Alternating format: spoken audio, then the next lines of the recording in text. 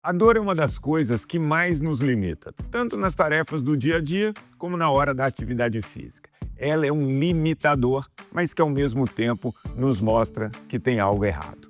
E como lidar com a dor?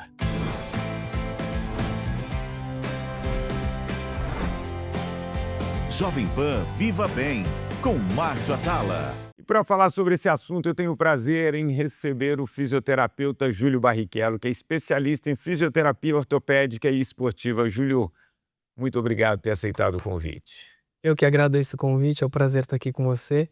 Vamos falar um pouquinho hoje sobre dor e sobre o bem-estar aí das pessoas no dia a dia. Então, e hoje a gente sabe, né, a importância que a atividade física ela tem na vida das pessoas, para viver mais, para viver melhor. Antigamente esse movimento ele estava incorporado no nosso dia, né?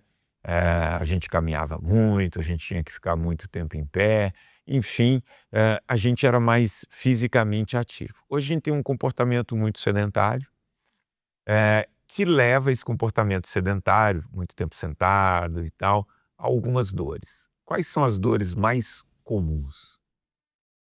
Bom, vamos lá. As dores são, de forma geral, no sedentarismo, elas vêm muito das lombalgias, né? Porque as pessoas acabam não trabalhando a musculatura adequada para ter uma sustentação do corpo e sofá, Netflix, séries, isso ocasiona muita dor na lombar das pessoas, que é uma das principais causas aí de dor mesmo, aqui no Brasil A principalmente. gente fica muito tempo sentado, né?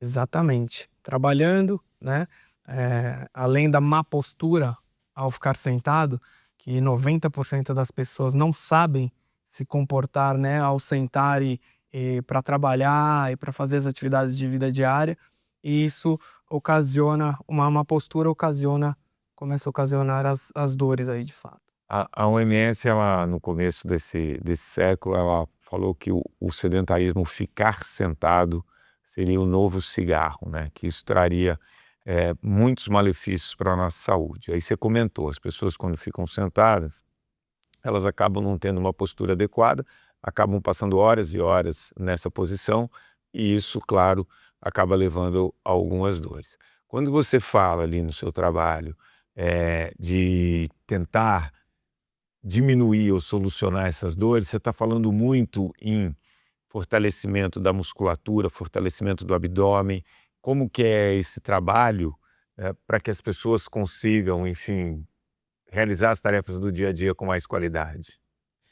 Eu falo bastante para os pacientes, né, a fisioterapia, a pessoa passa 1 hora dentro da clínica, e o principal motivo dessas dores é o restante do tempo que elas estão fora. Então, eu oriento muito, eu procuro saber a posição que eles trabalham, eu procuro saber, manda uma foto da sua cadeira para a gente ver o que a gente consegue adaptar para uma melhor postura, uma melhor posição, né? E junto com isso, né, eu procuro saber qual a rotina dessas pessoas, né? Se tem uma rotina de um exercício físico de fortalecimento ou se tem a rotina de jogar um beach tênis no final de semana, né? Jogar uma bola e tal. Então, eu acho que é um conjunto de coisas que leva a gente a pensar o que que é melhor para cada um, né? Então, é muito pessoal isso, né? Mas as orientações básicas, a gente sempre dá para manter sempre o fortalecimento, né, do core, do abdômen, fazer um tipo de atividade que os proteja de ter as lombalgias, né? E principalmente na ergonomia no trabalho e no dia a dia. E isso que você falou é muito interessante, né? Porque a pessoa às vezes vai 2, 3 vezes por semana numa fisioterapia, ela passa 3 horas lá. Agora, se você pensar numa semana inteira, 5 dias, cada dia com 24 horas, a maior parte do dia, né? O que provavelmente está sendo o gatilho dessa dor é o que você falou. São aquelas atividades que ela acaba executando no dia a dia.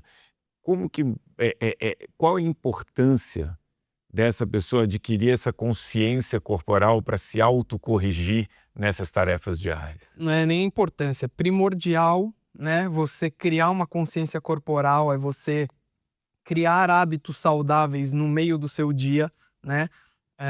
Se você fica 6 horas, 8 horas sentado trabalhando, adquirir o hábito de levantar um pouco, saber fazer um alongamento, mexer um pouco essa coluna, usar um suporte na coluna, uma almofadinha, alguma coisa orientada para você conseguir passar aquele tempo numa postura melhor. Então eu acho que isso é o primordial para a gente conseguir minimizar essas dores lombares. Eu penso que minimizar a dor hoje tem muito a ver com celular e computador, né? Então eu acabo observando muita gente o tempo inteiro com o pescoço aqui para baixo, né? Isso é um vício comum por causa do celular.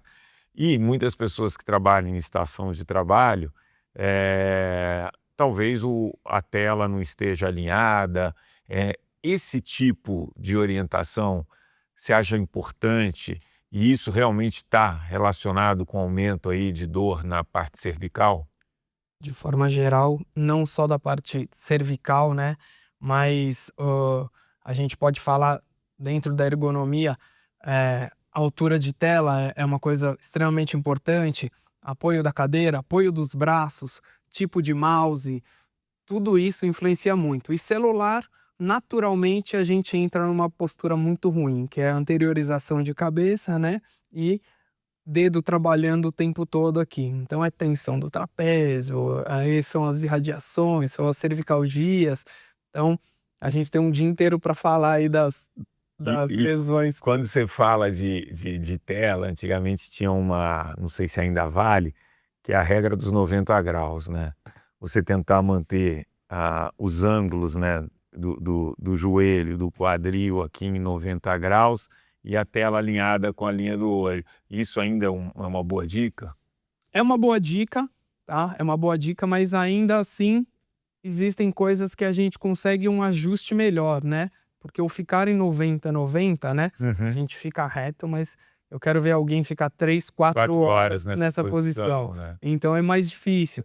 Então tem hoje alguns recursos que a gente usa, né? Que são os apoios, né? Lombares, que ajudam bastante no conforto de você conseguir ficar mais tempo numa posição, mas de uma forma confortável, porque é difícil a gente manter uma posição com uma contração isométrica o tempo todo retinho, né? Você uma hora vai perder isso. O colégio americano, ele preconiza, assim, em relação ao tempo sentado, que a cada hora a pessoa tem que fazer uma pausa de pelo menos ali 5 a 6 minutos, né? E que caso não consiga, a cada 2 horas tentar fazer uma pausa para não ficar mais do que 2 horas nessa posição contínua. Qual a importância dessas pausas?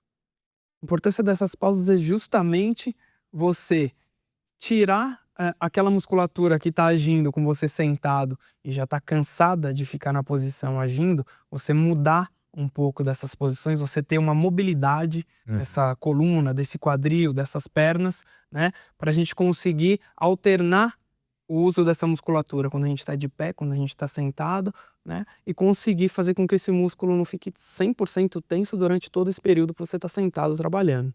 E agora tem uma coisa que é engraçada, né? Que é o seguinte, a pessoa sente dor, e aí ela fala, não vou fazer atividade física. Aí ela não faz atividade física, ela ganha peso, ela perde massa muscular, ela perde mobilidade das articulações e essa dor aumenta. Como que a gente sai desse ciclo vicioso para entrar num virtuoso? Exatamente. É um ciclo que acontece com muita frequência, né? Nós recebemos os pacientes justamente nessa condição. Olha, tive a dor, fiquei parado 1 semana, 10 dias, não estou melhorando, ou até um tempo mais prolongado por deixar de fazer alguma atividade que gostava e não procura um respaldo de um profissional ou de um fisioterapeuta que consiga ajudar precocemente. Mas, de fato, o ficar parado não é a solução, tá? Realmente a gente tem bastante técnica, bastante coisas que a gente pode passar, né, para esses pacientes, tanto em casa quanto na clínica, para sair dessa condição. E o corpo precisa de mobilidade, Marcio, ele precisa de movimento. O corpo parado é corpo estagnado, a gente precisa de movimento. Em movimento. É isso aí. Bom, como o Barrichello falou aqui, a dor lombar é a dor que mais afeta a população adulta brasileira. Então, Joana, quero saber o que você tem no Saia do Sofá que pode ajudar as pessoas.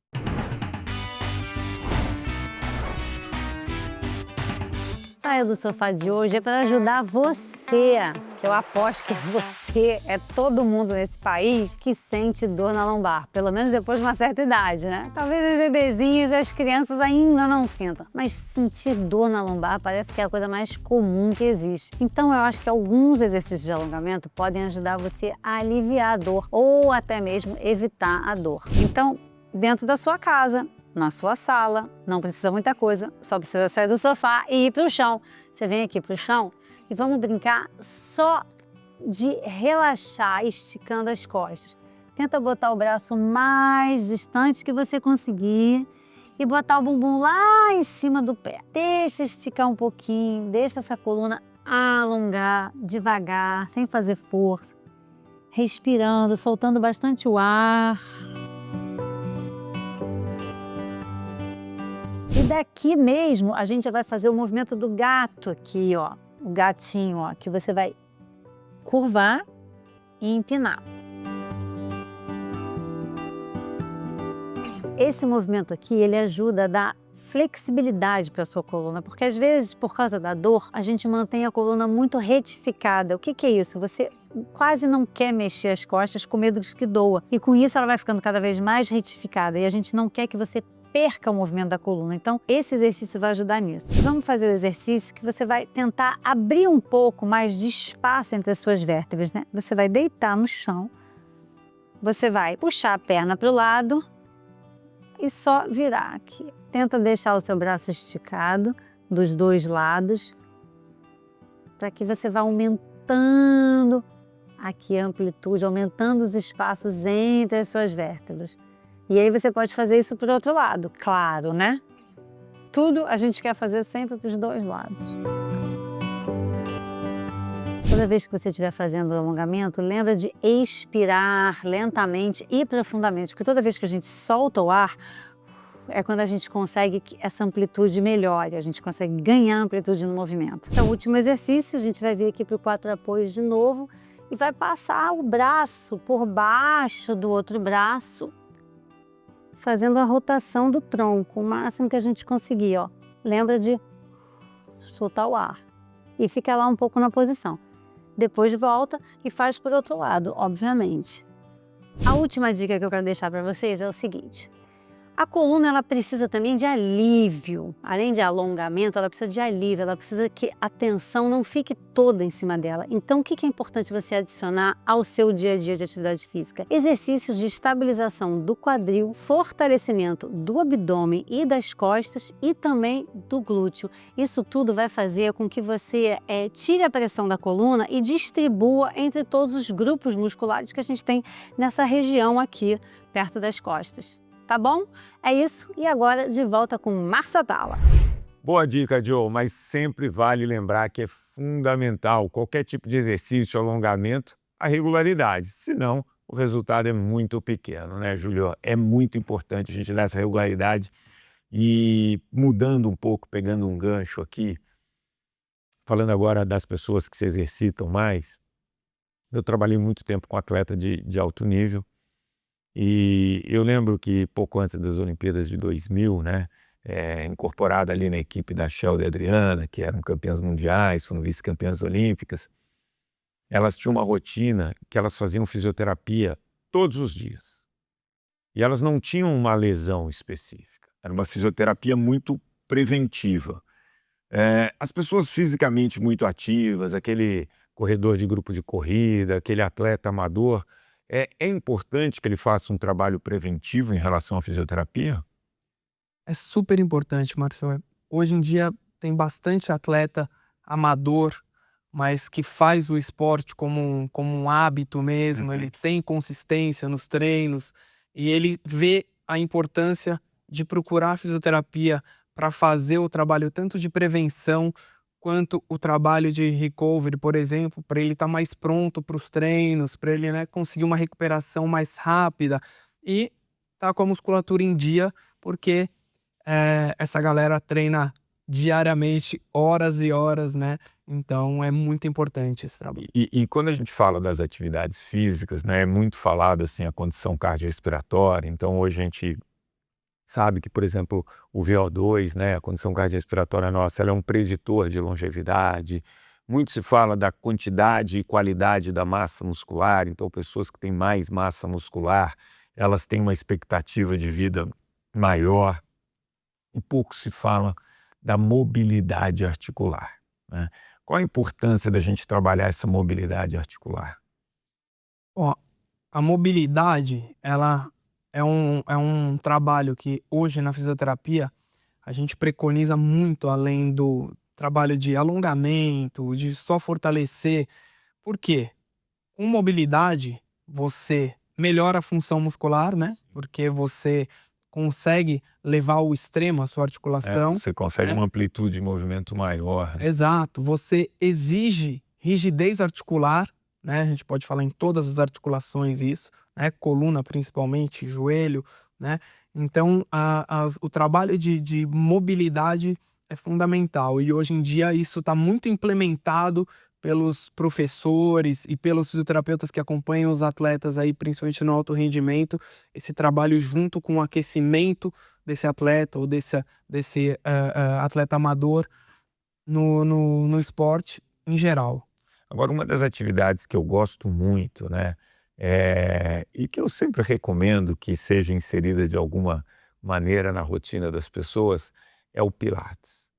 E o Pilates, ele tem muito essa característica, né, você falou aqui, olha, é importante trabalhar a consciência corporal, é importante trabalhar a mobilidade, é importante trabalhar a força do core, do abdômen, é importante trabalhar o ganho de massa muscular. E no Pilates você consegue meio que organizar toda a sua musculatura e ter esses ganhos. O Pilates, ele pode ser incorporado numa rotina ali de fisioterapia? Com certeza. Muitos dos exercícios que a gente passa para os pacientes na clínica não fogem, não dá para fugir do Pilates hoje. Então, o Pilates é essencial para uma pós-reabilitação de uma coluna. A gente sempre indica o Pilates como uma forma de continuidade do tratamento para voltar ao esporte que pratica de uma forma, né, gradativamente e conseguindo fazer esse trabalho de core que a gente comentou, né, de fortalecimento, de mobilidade, de flexibilidade, andar junto com o retorno ao esporte, porque eu acho que isso ajuda muito também na prevenção das lesões aí futuramente.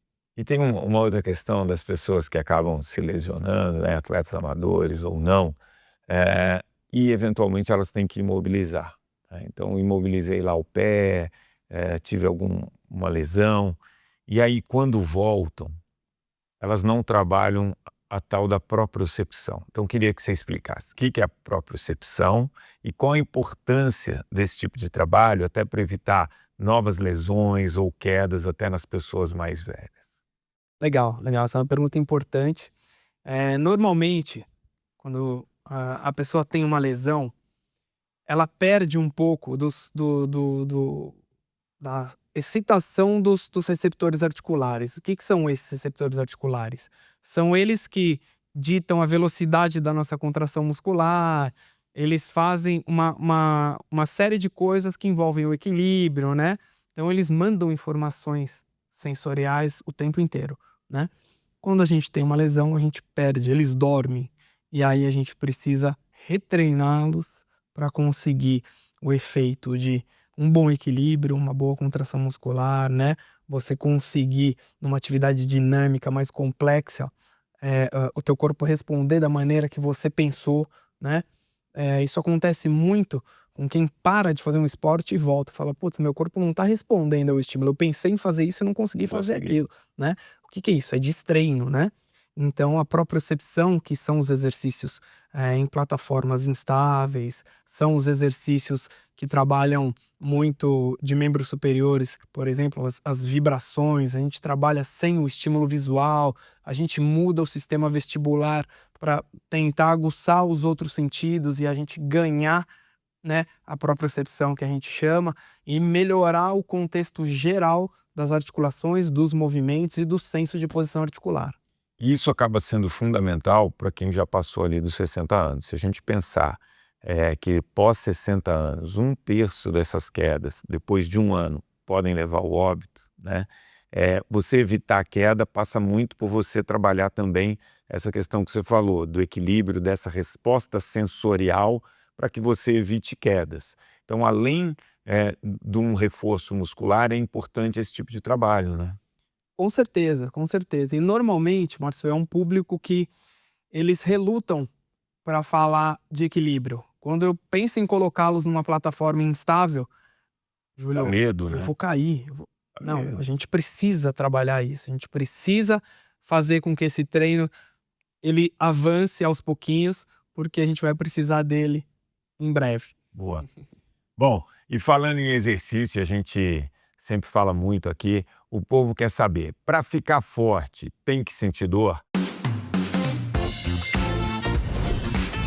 É mito ou verdade? E aí, Márcio, bora desvendar o mito ou verdade de hoje? Mas antes, viemos às ruas para saber o que as pessoas acham. Para ficar forte, tem que sentir dor? Gabriel, você acha que para ganhar massa muscular tem que sentir dor? Tem. Mas não é qualquer tipo de dor. Tem a diferença entre a dor muscular e a dor de lesão. O músculo só cresce se tá fazendo mais do que ele tá acostumado a fazer. E se você tá fazendo só o que ele tá acostumado, você não vai sentir nenhuma dor. Tem que sentir um pouco, senão o músculo não cresce, não. Tudo no sacrifício você consegue. Para ganhar massa muscular, não necessariamente precisa sentir dor. Hoje em dia existem várias metodologias de treinamento que nos permitem várias formas de trabalho e comprovam, até comprovado cientificamente, que para ter o ganho de massa muscular, que é a hipertrofia, não precisa sentir dor. Ah, tem, aquela dorzinha gostosa. Aliás, não tem uma dor melhor que o pós-academia. Eu acho que serve até na vida, né? Tem que doer um pouquinho pra gente valorizar a vitória e o ganho no caso da massa muscular. E aí, Atala, é mito ou verdade? Isso é um belo de um mito, que é excelente para deixar a galera cheia de lesão. Isso sim. Essa crença de que tem que doer, tem que machucar para funcionar, isso acaba levando mais gente para o seu consultório, não? Acaba levando sim. É uma crença, na verdade, o no pain, no gain, você acaba exagerando um pouquinho quando você se enche de dor aí no pós-treino, né? A gente que treina conhece bem esse pós-treino aí, essas 24, 48 horas depois do treino, mas é um mito, na verdade, né? A gente precisa levar o músculo a uma leve sobrecarga, mas você não precisa. Mas não é uma enorme Não, sobrecarga. menor. Fazer micro lesão, não grandes lesões, né? E é engraçado porque tem muito essa crença, né? De que hoje eles chamam de treino fofo. Pô, se eu não sair lá dolorido, se no dia seguinte eu estou conseguindo subir uma escada sem dor, é porque aquele treino não valeu. E não é assim, né? A constância, você pouco a pouco ir evoluindo, você acaba tendo todos os ganhos sem esse tipo de desconforto. E isso que você falou é interessante. A gente estava falando aqui, eu lembro de um caso, as pessoas hoje têm muita pressa, né, de querer um resultado muito rápido. E aí um colega meu falou assim, não, eu preciso de um treino que eu preciso ficar monstrão rápido, não sei o que, tarará. Aí eu falei, cara, esse treino aqui é um treino bem pesado, mas faça só isso, não passa disso e tal. E passei ali pra ele. Aí à noite ele me ligou, falou, pô, o treino era curto, fiz muito mais. Eu falei, não faz isso. Aí ele falou, não, mole e tal. No dia seguinte, ele me liga quase que chorando. Aí ele falou, cara, não consigo nem dirigir meu carro. Que treino foi esse que você me passou? Eu falei, não, presta atenção. Você falou que era muito fácil, que você fez muito acima daquilo. Ele falou, cara... Aí ele foi lá no fisioterapeuta, no osteopata tal, e tava, enfim... acabou se lesionando, se machucando por conta de um overuse. É normal também as pessoas agora, que nem você citou, do beach tênis, ficam a semana inteira sem fazer nada, vão jogar, exageram ali no fim de semana, o famoso atleta de fim de semana. Isso é uma causa de lesão que muita gente acaba se machucando? Com muita frequência, muita frequência. O beach tênis levou muita gente sedentária a fazer um esporte que é relativamente tranquilo de ser feito, e aí ficam 2, 3, 4 horas jogando, e aí aparecem na clínica, Julio, eu não aguento subir o braço. É mesmo. Quais são as dores que eles relatam? Mas é braço, Olha, Torção. tem muito ombro? ombro, tem bastante lesão muscular. panturrilhas, inclusive de arranque, né? Que tem muito no tênis, tem também no Pessoa sedentária, vai lá, areia é um ambiente fofo, a pessoa tem que fazer aquele estímulo mais explosivo. Exatamente. As lombalgias e as lesões do cotovelo também que são frequentes, porque não tem força no braço, a raquete acha que é leve, mas você vai fazer 300 Às vezes não estímulos. tem a técnica também, né? Ninguém quer treinar o movimento, quer ir logo para jogo. E aí eu te pergunto, qual a importância da qualidade no movimento para evitar lesão? Por exemplo, corrida. Se você tem uma técnica melhor, provavelmente você evita um monte de lesão. Qual a importância da técnica para se evitar lesão? A técnica, eu diria que ela é fundamental para evitar lesão, né? A gente tem muitos exemplos no dia a dia de pessoas que mudam de raquete, porque a raquete é o Nadal que joga, é o tal que joga, e aí volta, pô, mas eu me machuquei, não sei por quê. Porque, né, na técnica com uma raquete leve é uma coisa, com a pesada é outra, né? Isso se tratando do tênis. Na corrida, pô, lançaram um tênis de placa, com placa, sem placa, muda o tênis e corre insanamente. Pô, facite plantar pesada. Aí você fala, é uma adaptação com tudo que a gente tem que fazer, né? Primeiramente a técnica e a seguir vem, né, as coisas mais externas que a gente fala que trazem as lesões. Raquete, tênis, né? O ambiente mesmo, os pisos, né? E isso demanda uma adaptação. Se você não fizer adaptação, você está vulnerável A lesão. E assim, você ir evoluindo aos poucos, né? Você ir se condicionando para participar, para praticar aquele esporte que você gosta, isso é fundamental, né?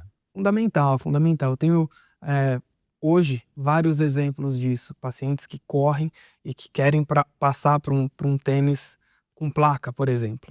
Né? Eles precisam passar por uma adaptação. Não vai fazer o treino longo com o treino com tênis novo. Faz um treino curto, usa o treino longo, o seu tênis normal. E aí você vai se adaptando e fazendo uma transição até conseguir chegar. Porque senão, grande parte se machuca, Márcio. Importante ser bem orientado, não ter pressa e preparando o corpo aos poucos, é isso? Devagar e consistente, vai longe. Brigadíssimo, viu? Valeu pelo papo. Tenho certeza que você também gostou desse programa hoje aqui no Viva Bem. E você já pode assistir, mandar para aquela pessoa que está exagerando, que precisa ouvir os conselhos do Barrichello.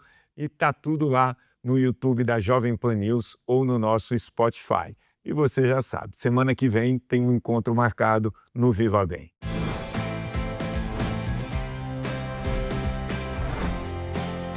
Jovem Pan Viva Bem, com Márcio Atala. A opinião dos nossos comentaristas não reflete necessariamente a opinião do Grupo Jovem Pan de Comunicação. Realização Jovem Pan News.